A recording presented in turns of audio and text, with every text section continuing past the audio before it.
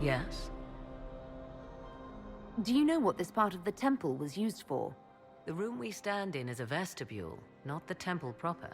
To those who knew it, perhaps this ritual was little more than a polite knock at the gate.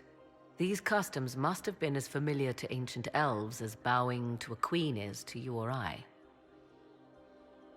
I find it difficult to picture you curtsying to anyone. Have we become so familiar you can predict my manners and customs now? Nothing is lost by indulging in the occasional civilized conduct, particularly when unexpected. You said this Mythal was worshipped as a goddess. So one assumes.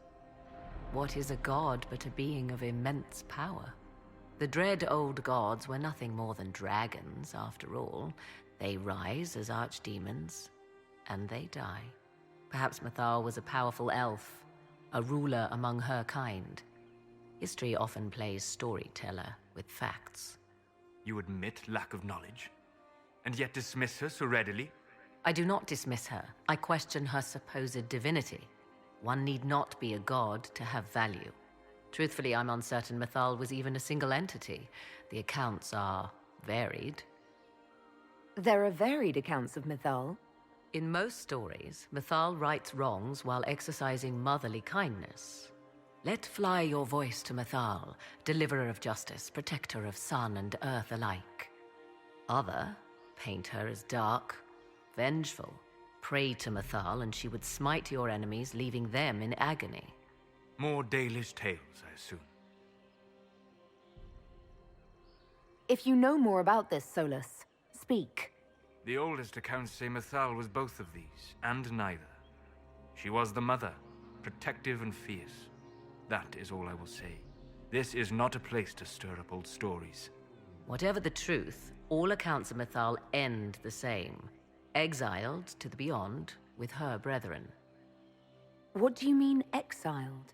Tricked by the dread wolf, as all the elven gods were said to be, trapped in a land beyond the Fade. Many Dalish believe this is why the elves fell from grace, and their gods did not save them. Or perhaps they were simply rulers slain by Tevinter. Who can say?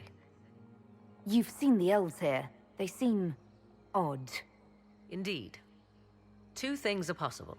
One, this is a group of Dalish separated from their brethren, cultists, fanatic in their desire to keep humans away.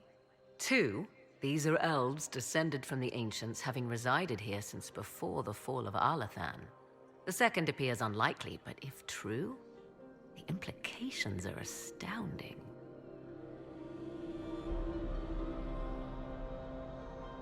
Is that even possible? How? With magic, anything is possible. Whatever the truth, the Guardians successfully kept the temple a secret.